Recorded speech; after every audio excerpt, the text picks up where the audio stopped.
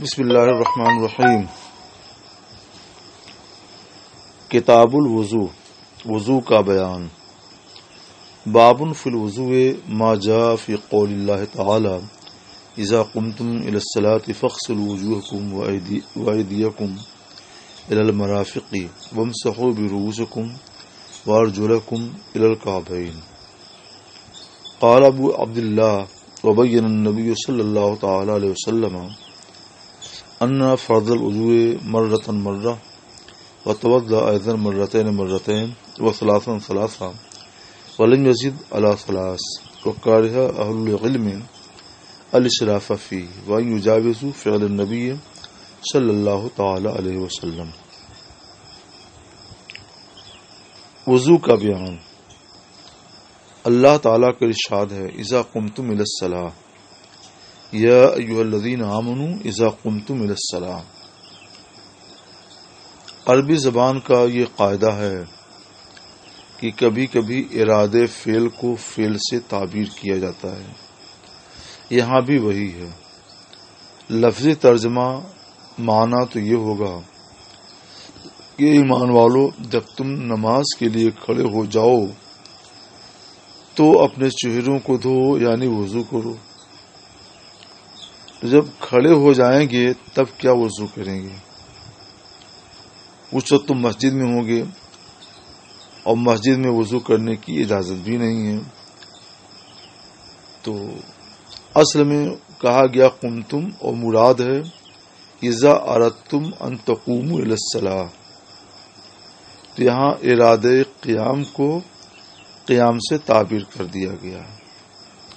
اس طور پر ترجمہ ہوگا کہ جب تم نماز کا ارادہ کرو تو اپنے چہروں کو دھو اور اپنے ہاتھوں کو کہنیوں تک اور اپنے سروں کا مسح کرو اور اپنے پیروں کو دھو۔ ارجلکم کا تعلق ایدیکم سے ہے، اپنے پیروں کو ٹخنوں تک دھوو۔ ابو عبداللہ کہتے ہیں کہ نبی کریم صلی اللہ تعالی علیہ وسلم نے بیان کیا کہ فرض وضو ایک بار ہے، اور آپ نے 2 بار بھی وضو کیا اور 3 بار بھی وضو کیا، اور 3 سے زیادہ سرکار نے نہیں کیا۔ اصل میں واقعہ یہ ہے کہ کم سے کم تمام اعضائے وضو پر جو اعضائے مغسولہ ہیں ایک بار پورے طور سے پانی بہہ جانا فرض ہے۔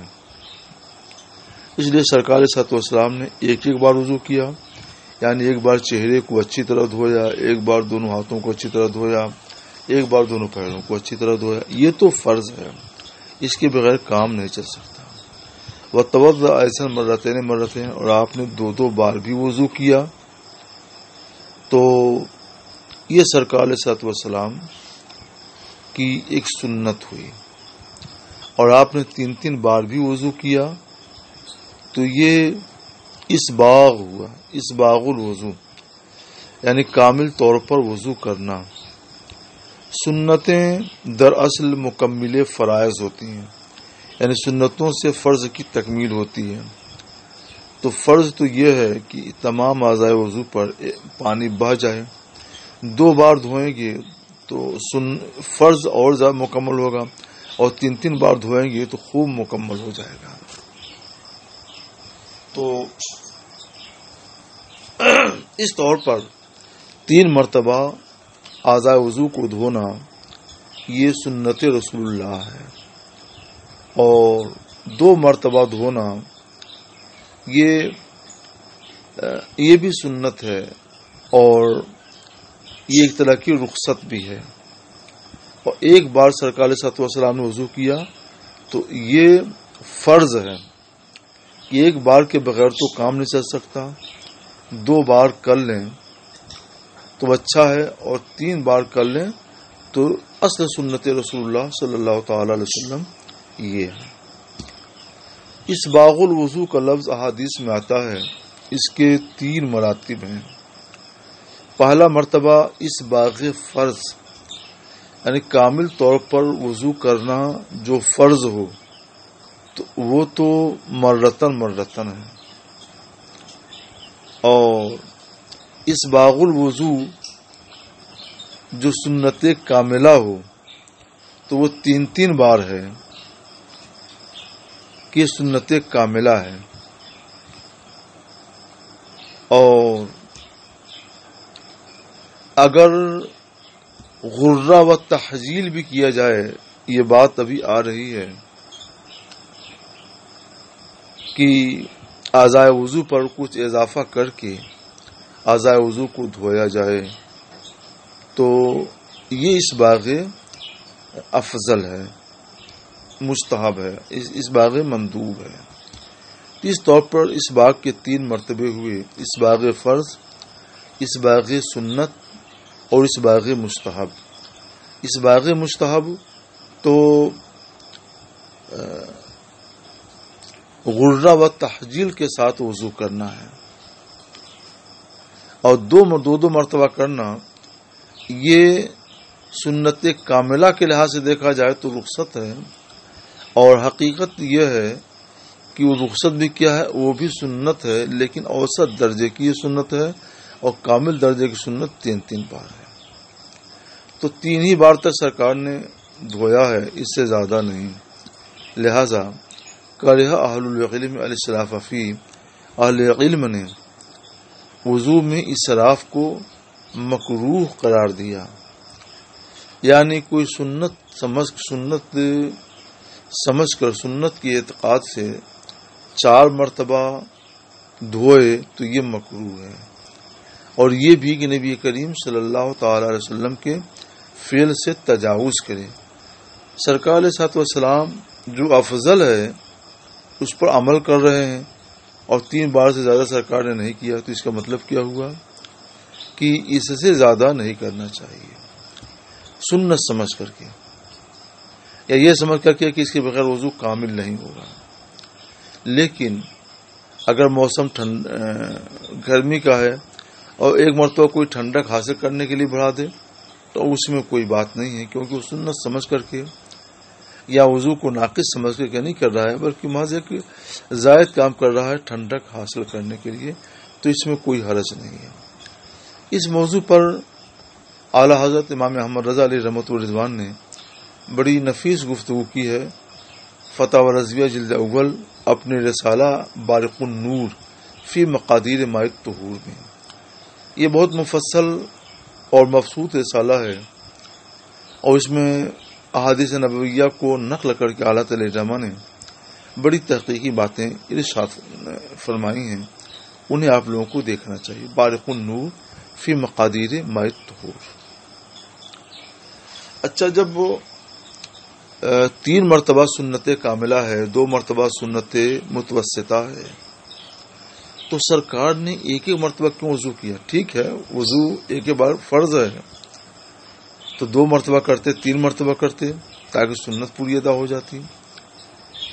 تو اس کا جواب یہ ہے کہ حضور صلی اللہ تعالی علیہ وسلم نے ایک بار وضو کر کے بیان جواز فرمایا کہ پانی اگر کم ہو تو یہ بھی جائز ہے کہ ایک مرتبہ وضو کر لو.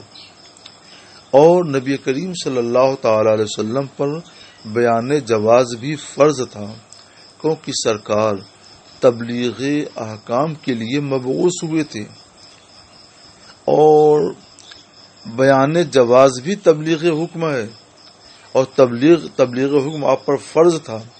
تو اس طور پر بیان جواز کے لیے ایک بار وضو کرنا آپ کے اوپر فرض تھا. اس لیے سرکار علیہ الصلوۃ والسلام نے ایک مرتبہ وضو کر کے بتایا کہ اگر پانی میں تنگی ہو تو ایک بار وضو کر سکتے ہو، وقت میں تنگی ہو کہ 3 مرتبہ وضو کرو گے تو وقت نکل سکتا ہے، تو ایک مرتبہ وضو کر کے نماز پڑھ لو. باب لا تقبل صلاۃ بغیر طہور، کوئی نماز قبول نہ ہوگی بغیر وضو کے. طہور بضم الطاء، وضو کے معنی میں. اس سلسلے میں حدیث پاک ہی موجود ہے. ابو ہریرہ فرماتے ہیں کہ اللہ کے رسول صلی اللہ تعالی علیہ وسلم نے ارشاد فرمایا لا تقبل صلاة من احدث حتى يتوضأ، اس شخص کی نماز مقبول نہیں ہوگی جو بے وضو ہو گیا جب تک کہ وضو نہ کر لے۔ تو حضرت موت کے ایک شخص نے عرض کی مل حدث یا ابا ہریرہ، یا ابو ہریرہ یہ حدث کیا ہے؟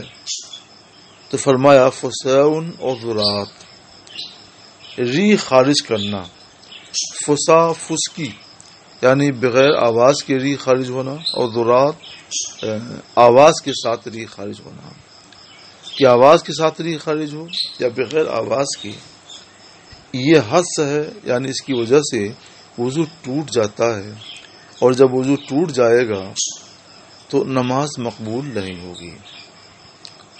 ہم یہاں دو حیثیتوں سے گفتگو کرنا چاہتے ہیں، آپ لوگ اس غور سے اس کو سنیں۔ پہلی بات تو یہ ہے کہ لا تقبلو کہا گیا، جس کا مطلب یہ ہوا کہ وضو کے بغیر نماز مقبول نہیں ہوگی، حالانکہ واقعہ یہ ہے کہ وضو کے بغیر نماز ہی صحیح نہیں ہوگی۔ تو ہونا تو یہ چاہیے تھا کہ لا تجوزو صلاۃ من احدث، لا تصح صلاۃ من احدث، کہ بے وضو کی نماز صحیح نہیں ہوگی، جائز نہیں ہوگی۔ لا تقبلو کیوں فرمایا گیا، اس پر غور کرنا ہے۔ یہاں پر یہ ایک اشکال ہے، اور اس اشکال پہ ہم کو غور کرنا ہے۔ غور اس اشکال اس لیے پیدا ہوتا ہے کہ ہم آپ نماز پڑھتے رہتے ہیں، تو یہ تو ہم یقین کے ساتھ کہہ سکتے ہیں کہ نماز ارکان اور فرائض و شرائط کے ساتھ ادا کی گئی ہے تو صحیح ہے، مگر ہم یہ نہیں کہہ سکتے ہیں کہ نماز مقبول بارگاہ الہی بھی ہے۔ نماز کا صحیح ہونا اور ہے اور مقبول بارگاہ الہی ہونا اور ہے۔ تو ایسا ہو سکتا ہے کہ نماز مقبول نہ ہو مگر صحیح ہو، تو لا تقبلو سرکار نے فرمایا، تو لا تقبلو سے یہ تو معلوم ہوا کہ نماز مقبول نہیں ہوگی اللہ کی بارگاہ میں، مگر اس سے یہ ثابت نہیں ہوتا ہے کہ بغیر وضو کے نماز صحیح بھی نہیں ہوگی، حالانکہ اس پر امت کا اتفاق ہے کہ بغیر وضو کے نماز صحیح بھی نہیں ہوگی۔ یہ ایک اشکال ہے۔ باعلوم حضرت مفتی ابوالمنان صاحب رحمۃ اللہ تعالی علیہ نے مجھ سے بیان فرمایا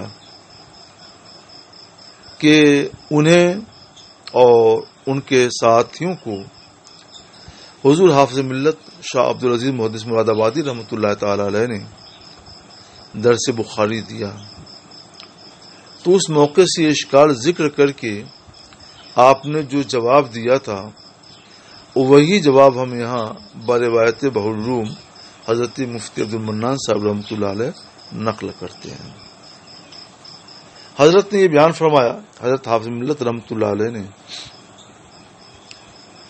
کہ جب اللہ قبول کرتا ہے تو ثواب عطا کرتا ہے۔ لا تقبلو کا مطلب کیا ہوا، نماز مقبول نہیں ہوگی تو اس نماز پر کوئی ثواب نہیں ملے گا۔ نماز عبادت مقصودہ ہے، یعنی عبادت مقصودہ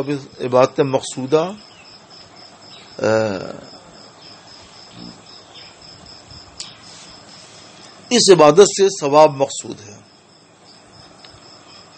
تو اگر یہ عبادت ثواب سے خالی ہو تو وہ نماز ہی نہیں ہوگی۔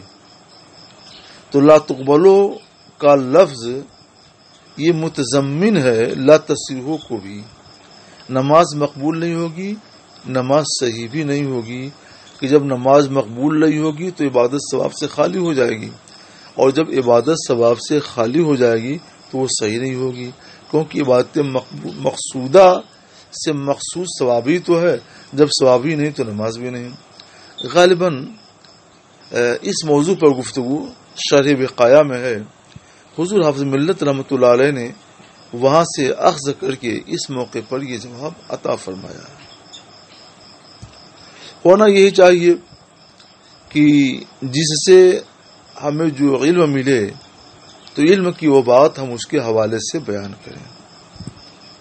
تو بات حضور حافظ ملت رحمۃ اللہ علیہ کی ہے، نقل کیا بحر العلوم نے، تو ہم اسے اپنی طرف کیوں منسوب کریں؟ تو اس لیے ہم نے ان حضرات کا، ان بزرگوں کا حوالہ دے دیا. علم ان کا تھا تو ان کی طرف منسوب کر دیا. ایک دوسرا مسئلہ اس میں ہم کو یہ ذکر کرنا ہے کہ اس موقع پر علماء نے یہ ذکر کیا ہے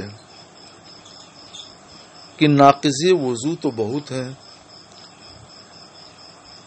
فسکی بھی ناقض وضو ہے، بلند آواز سے ریا خارج ہو جائے تو یہ بھی ناقض وضو ہے، پیشاب کر دینا یہ بھی ناقض وضو ہے، پاخانہ کر دینا یہ بھی ناقض وضو ہے،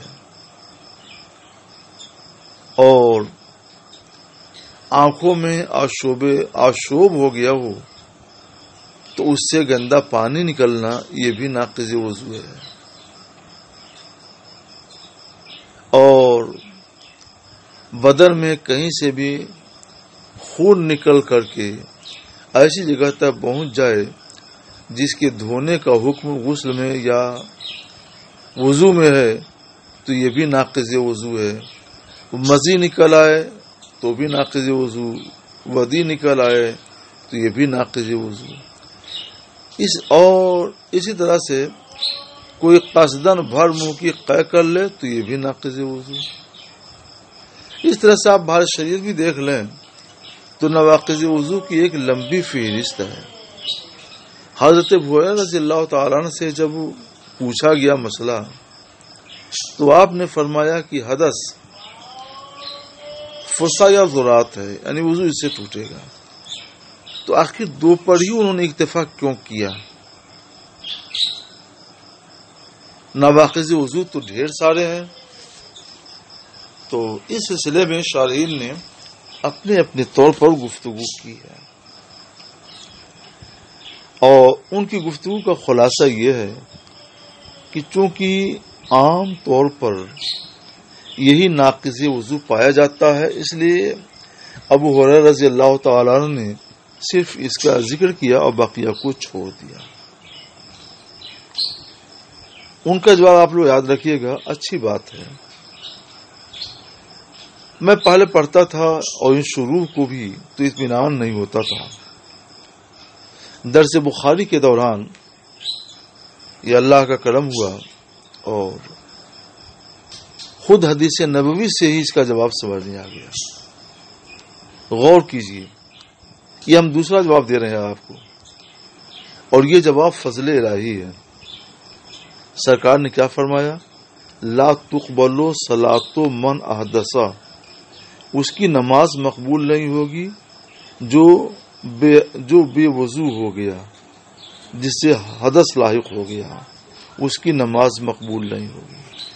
تو پتہ چلا کہ جس حدث کی گفتگو ہو رہی ہے یہ وہ حدث ہے جو نماز کے اندر پایا جائے.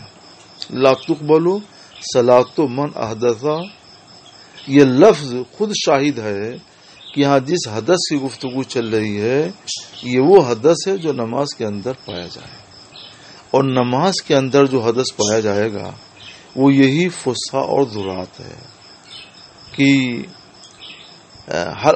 بغیر آواز کے ریا نکل جائے یا آواز سے ہوا نکل جائے.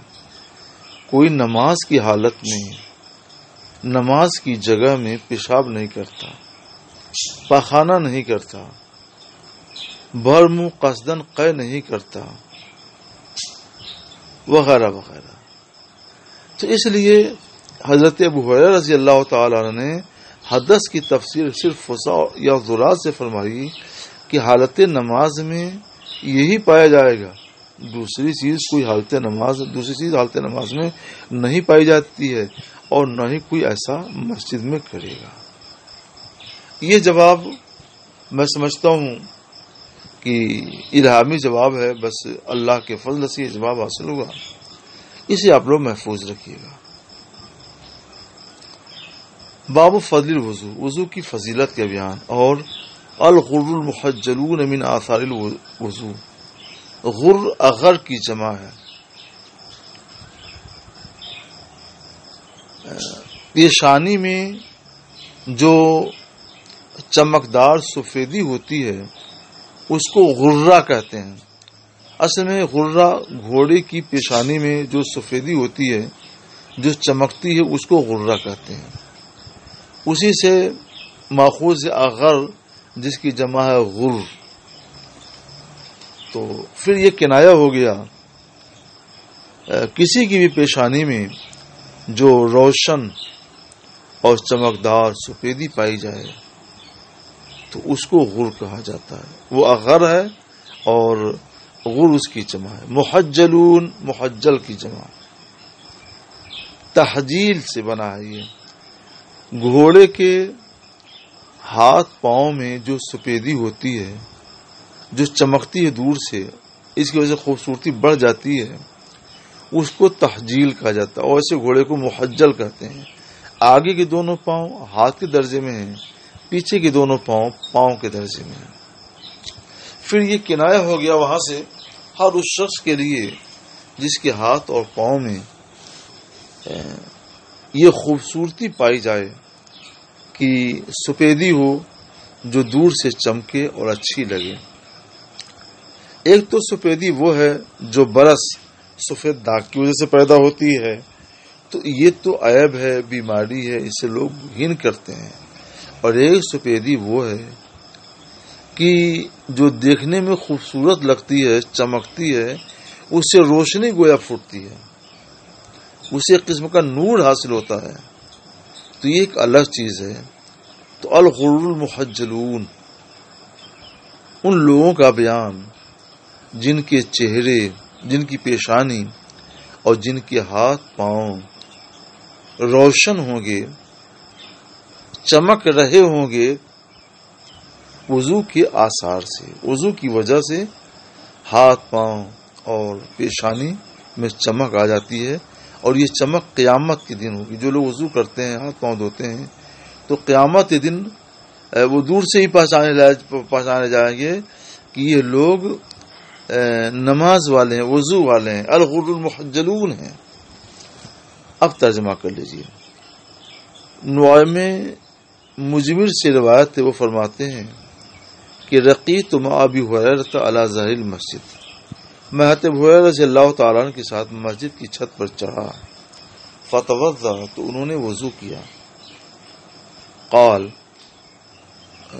وہ کہتے ہیں کہ میں نے رسول اللہ وضو کیا اور یہ حدیث پاک سنائی کہ اصل میں حضرت ابو ہریرہ رضی اللہ تعالی عنہ جو وضو کرتے تھے تو وہ کندھے سے وضو کرتے تھے، پاؤں دھوتے تھے تو آدھی پنڈلی سے وضو کرتے تھے، چہرہ دھوتے تھے تو سر کا حصہ بھی شامل کر لیتے تھے. اس لیے انہوں نے یہ حدیث سنائی کہ میں نے رسول اللہ صلی اللہ تعالی علیہ وسلم سے فرماتے ہوئے سنا کہ میری امت کے لوگ قیامت کے دن بلائے جائیں گے غر المحجلین من آثار الوضو. ترکیب میں حال واقع ہے. میری امت کے لوگ قیامت دن اس حال میں بلائے جائیں گے ان کے چہرے اور ان کے ہاتھ پاؤں وضو کے نشانات کی وجہ سے سفید اور روشن ہوں گے. فمن استطاع منکم ان یطیل غرتہ فلیفعل.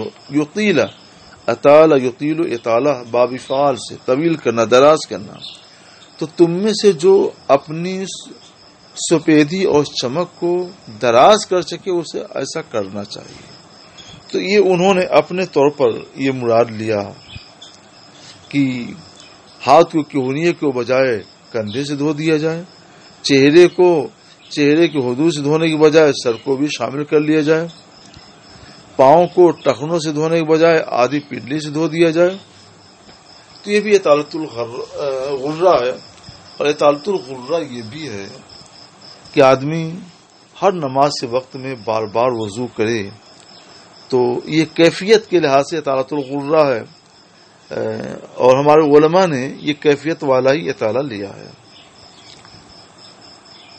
اچھا، باب لا يتوضا من الشک حتی یستیقن. شک کی وجہ سے وضو نہ کرے جب تک یقین نہ ہو جائے. اس کا مطلب یہ ہوا کہ ایک شخص نے وضو کر لیا، اس کو یقین ہے کہ اس نے وضو کیا ہے، بعد میں جب نماز کا وقت آیا تو اسے شک لاحق ہو گیا کہ کہیں اس کا وضو ٹوٹا تو نہیں، تو کیا شک کی وجہ سے دوبارہ وضو کرنا اس پر فرض ہے؟ نہیں، فرماتے ہیں کہ شک کی وجہ سے وضو نہ کرے، یعنی وضو کرنا فرض نہیں ہے جب تک کہ یقین نہ ہو جائے۔ کوئی احتیاط کے لیے وضو کر لے تو الگ چیز ہے، لیکن شک کی وجہ سے وضو نہ کرے۔ احتیاط کی وجہ سے کوئی وضو ہوتے ہوئے دوبارہ وضو کرے تو ایک حدیث پاک میں فرمایا گیا کہ وہ نور علی نور ہے، نور پر نور ہے، یہ تو وہ تو ایک الگ چیز ہے۔ لیکن جہاں تک فرضیت کا سوال ہے تو وضو فرض نہیں ہوگا۔ اور پہلے اس حدیث پاک کا ترجمہ کیجئے۔ یہ ہے عباد بن تمیم، وہ روایت کرتے ہیں اپنے چچا سے، انہوں نے رسول اللہ صلی اللہ تعالی علیہ وسلم کی بارگاہ میں شکایت کی